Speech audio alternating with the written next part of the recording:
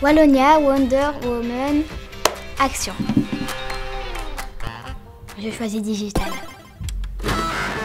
Je choisis tremblement.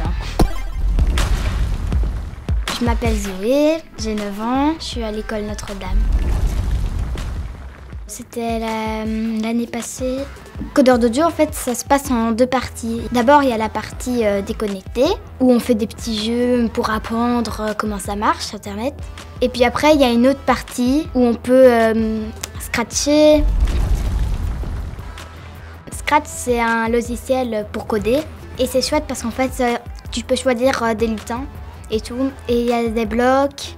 Et alors, en fait, tu assembles les blocs et tu peux créer un jeu avec ça. J'ai fait un stage de jeux vidéo, en fait, l'année passée à Pâques. Et après, il y a une game jam où on devait créer un jeu vidéo en 7 heures. Et c'était par équipe, donc c'était très chouette. C'était un espèce de ninja comme ça, il devait récupérer des pots de confiture en évitant les obstacles.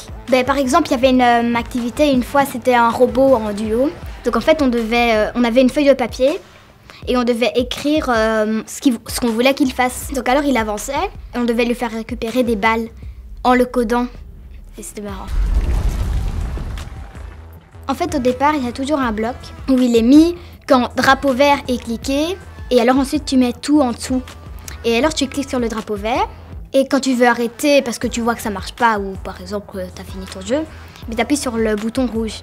Et donc alors après, tu peux continuer à programmer, et puis retester, puis enlever, puis continuer à monter. Bon, ça dépend. C'est aléatoire, quoi. Ça change tout le temps. C'est pas forcément qu'il y a plus de filles que de garçons ou l'inverse. Ça commence à 7 ans, le codeur d'audio, jusqu'à 17 ans. Je leur dirais que c'est quelque chose qu'on fait tous les mois pour programmer, pour créer des jeux, après y jouer, programmer des robots et que c'est chouette. Pour moi, ça représente coder. Le robot qui fait les devoirs.